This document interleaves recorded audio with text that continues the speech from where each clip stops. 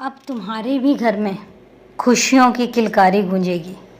अब तुम्हारे भी घर में वो सब कुछ होगा जो तुम चाहते हो। अब तुम्हारे घर में सब कुछ संपन्न होगा। अब तुम्हारे घर में वो सब कुछ होगा जो और लोगों के घर में होता है। अब तुम जिन जिन चीज़ों के लिए तरसे हो और जिन जिन चीज़ों के लिए तड़पे हो, उनके लिए अब तुम्हें तड़पने की ज़रूरत नहीं पड़ेगी, क्योंकि वो सब तुम्हारे पास होगा और उन सब चीज़ों को मैं लेकर आऊँगा।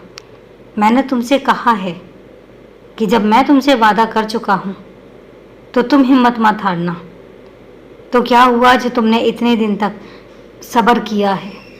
मैंने तो तुमसे पहले ही कहा था, श्रद्धा और सबूरी रखो। तुमने श्रद्धा भी रखी और बहुत रखी। एक इंसान हार जाएगा इतनी श्रद्धा रखते हुए, पर तुमने जितनी श्रद्धा रखी है उतना शायद कोई नहीं रख सकता। इसलिए तुम्हारी श्रद्धा सफल हुई।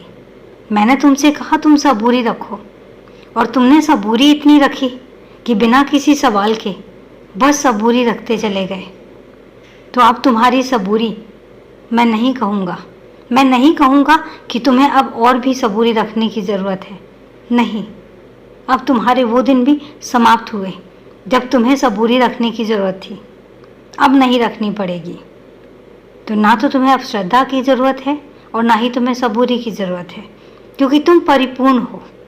तुम्हारे अंदर तुमने अपने बाबा को इतना बिठाया हुआ है कि श्रद्धा शब्द तो बहुत छोटा पड़ जाता है।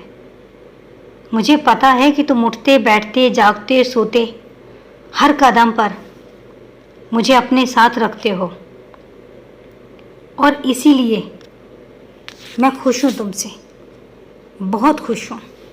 और इसलिए मैं तुमसे अब कुछ और करने के लिए नहीं कहूँगा, क्योंकि अब करने की बारी तुम्हारे बाबा की है।